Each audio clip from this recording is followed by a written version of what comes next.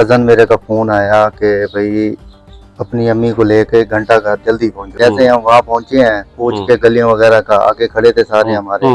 अम्मी को मैंने कहा अम्मी मुझे लगता है कोई मामला ज्यादा हो गया। जैसे हम अंदर गए हैं ना, हम अपनी बच्ची को जमीन पे पाया देख के ना हमारे पांव लड़खड़ा गए। बिल्कुल उसकी ऐसी हालत हुई पड़ी थी ना, एक बार जो देखे ना खौफ के मारे उसको नींद नहीं आएगी, ऐसा हाल किया हुआ था उसका। क्यों और कैसे शक हुआ कि ये उसकी नैन देवर और शोहर ने कत्ल? उनके कपड़ों पे ना खून के छींटे लगे हुए थे। अच्छा। अगर वो उसका हक में होते, बच्ची को जमीन से उठा के ऊपर लिटाते। हाथों में पली हुई बच्ची हमारे हाथ से निकल गई।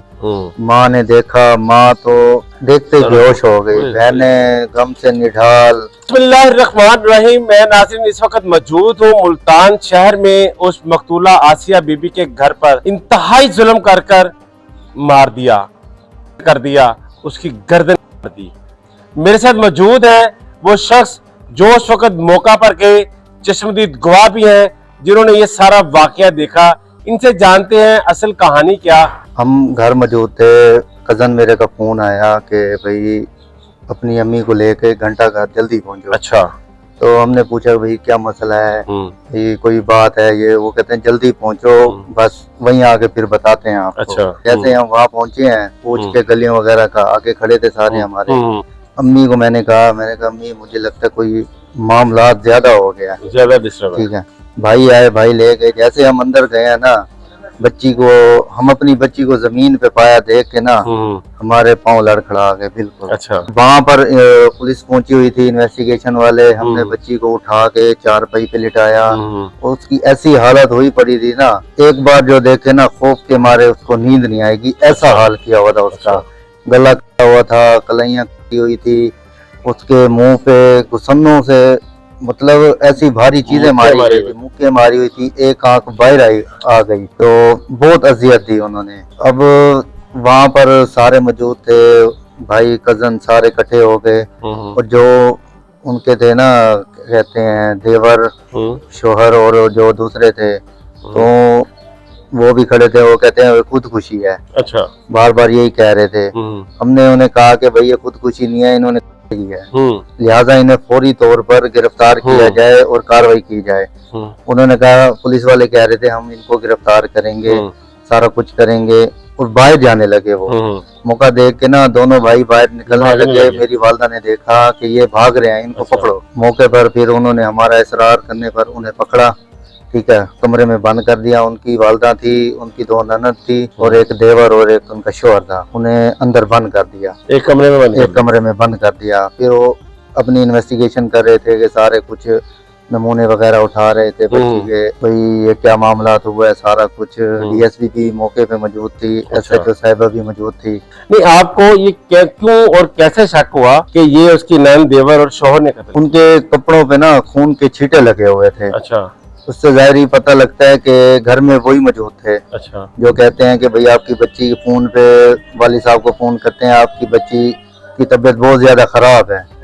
अगर वो उसका हक में होते, बच्ची को जमीन से उठा के ऊपर लिटाते। उसको उठाया भी नहीं और कपड़ों पे खून कैसे लग गया उनके। जाहिर बात है कि वो इस चीज में मुलविस थे, अपने आप को बचाना चाह रहे थे, इसलिए बार बार खुदकुशी का वो लगा रहे थे इल्जाम। जैसे कोई सामने खड़ा हो, जाहिर बात है खून निकलता है, फुहारा निकलता है। उसी दौरान उनके कपड़ों पे छींटे लगे होंगे। उसकी ननद के कपड़े भी थे, देवर के भी थे और उसके शोहर के भी थे, और उसके शोहर के कपड़े फटे हुए थे। अच्छा जी, फटे हुए थे। लड़ाई में वो जो आपस में बचाने की कोशिश कर रही होगी जी। तो उसके हाथ में भी, जो मकतूला आसिया बीबी थी, उसके हाथ में भी कोई चीज थी, उनका कपड़ा, कोई बाल या कोई ऐसी चीज? हाँ जी, हमारी बच्ची देखा ना, उसके जिस्म बिल्कुल अकड़ चुका था। उसकी जो दाएं हाथ की उंगलियां थी ना, मुट्ठी बंद थी बिल्कुल। तो इन्वेस्टिगेशन जो विंग आया हुआ था, उन्होंने खोलने की कोशिश की, खोला। उनमें मर्दाना बाल जो तो होते हैं ना छोटे, अच्छा, वो थे। उन्होंने निकाल के ना, वो कहते हैं इसकी फोरेंसिक वगैरह करा के रिपोर्ट जब सामने आएगी पता लग जाएगा भाई ये किसके बाल हैं। बच्ची हमारी तड़पती रह गई होगी। उनके नखून में भी कोई मांस के वो थे, रेशो वगैरह लगे थे।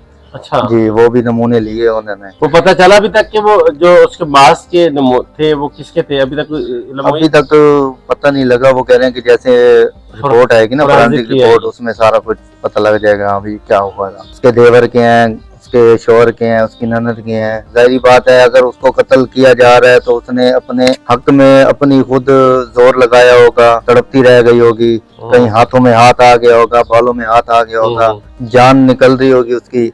उसने अपनी तरफ से फुल कोशिश की होगी कि भाई मैं कैसे इनसे बच सकूं। वहाँ पे हम पहुंचे हैं तकरीबन 12:30 बजे। अच्छा। मिस्टर हॉस्पिटल में। फिर उन्होंने कहा कि भाई तफ्तीशी आएंगे, ये सारा मामला वगैरह वो लिखेंगे, उसके बाद फिर पोस्टमार्टम होगा। वो भी 2-3 घंटे ताखीर करते रह गए हैं। उसके बाद 5:30 बजे उन्होंने, हमारे बंदे बहुत ज्यादा मौजूद थे, 100-150 बंदा वहाँ मौजूद था। अच्छा, नेशनल हॉस्पिटल। हाँ जी, वो ये देख रहे थे कि ये बंदे कम हो, फिर कोई ना कोई बात हो, कोई लेन देन वाली बात हो, कोई पैसे की वो करें। हो सकता था इस बात का। लेकिन हमारे लड़के, हमारे बंदे सारे, उसके कजन भाई वगैरह सारे रिश्तेदार वहाँ मौजूद थे। लिहाजा उन्होंने 5:30 बजे वो किया है, क्या कहते हैं, पोस्टमार्टम। अच्छा, फिर उसके बाद जब घर में लाई जाती है वो माँ जो एक हंसती खेलती चुलबुल मुस्कुराती अपनी बेटी को ससुरालियों के हवाले करती है। जैसे ही घर आए हम, घर में मोहल्ले में कोराम सा मच गया। अच्छा। जैसे कोई इतना बड़ा वाकया हो जाता है ना। हाथों में पली हुई बच्ची हमारे हाथ से निकल गई।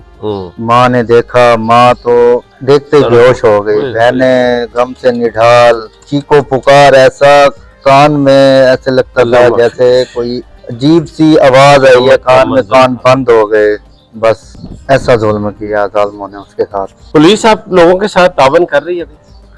पुलिस का ये है कि पोस्टमार्टम की रिपोर्ट बदली जा रही थी। ये क्या कहते, सीपीओ साहब का शुक्रगुजार हैं कि उन्होंने मौके पे भेज के, अपने हमले को भेज के वहाँ से असल रिपोर्ट उठवाई है। तो आप फिर सीपीओ के पास गए थे? जी जी, हम सीपीओ के पास गए थे। तो पुलिस वाले तो ये कह रहे थे कि खुदकुशी है। जब असल रिपोर्ट सामने आई है फिर वो हम थाने पे गए हैं दोबारा। SHO साहिबा मिली हैं हमें, फिर वो यकीन दहानी कराने लग गई कि हाँ हम, आप बेफिक्र हो जाएं, हम FIR देंगे। हाँ जी, FIR वो करके मुल्ज़मान के खिलाफ सख्त से सख्त कार्रवाई करेंगे, इनका जिस्मानी रिमांड लेंगे, पूछताछ करेंगे, इनको कैफरे के दाह तक पहुंचाएंगे। बहुत शुक्रिया फहीम साहब। नाज़रीन, मेरे साथ मौजूद थे उस दिन उस वक़ूए के चश्मदीद गवाह जिन्होंने अपनी आंखों से वो सारी कहानी, सारे मंजर देखे जो इन्होंने आपके सामने बयान किए। पुलिस निचली सतह पर वही पुरानी कहानी, पुरानी बातें कि वो के साथ कातिल को फेवर देना शुरू कर दी। लेकिन जैसे ही ये सीपीओ साहब के पास गए, उनके हक में इन्होंने बातें भी की, इन्होंने उनके नारे भी लगाए। इन्होंने कहा जब सीपीओ के पास गए, अगर सीपीओ ना होता तो हमारी बेटी का रायगा चला जाता। पोस्टमार्टम रिपोर्ट बदल चुकी थी, FIR खुदकुशी की दे रहे थे। तो हम सीपीओ साहब के शुक्रगुजार हैं कि उन्होंने असल मुल्ज़मान के खिलाफ FIR भी दी और तहकीकात का भी वादा किया और मुल्ज़मान को इबरतनाक सजा देने का भी वादा किया। तो ये थे मुल्तान के सीपीओ। इन जैसे ऑफिसर्स पाकिस्तान में, पंजाब पुलिस में मौजूद हैं। तो इन्हीं की वजह से पंजाब पुलिस का नाम है, पंजाब पुलिस का सर फखर से बुलंद है। और मैं उम्मीद करता हूँ सीपीओ साहब से, जितना मकतूल के लवाहिकीन जो है उनकी तारीफ कर रहे हैं, ये यकीनन तहकीकात शफाफ करवाएंगे और जो भी इसमें मुल्ज़िम होगा, चाहे ससुर हो, सास हो, नंद हो, या चाहे कोई भी हो, उसको सजा मिलनी चाहिए और उसको सजा दी जाए। नाज़रीन, कमेंट बॉक्स में अपनी राय का इजहार कीजिएगा। मुल्ज़मान को कैसी सजा मिलनी चाहिए, मुआशरे में ऐसे नसूर का कब खात्मा होगा। इसी के साथ अपने मेजबान राना दिलशाद को इजाजत दीजिए। अल्लाह ने के बाद।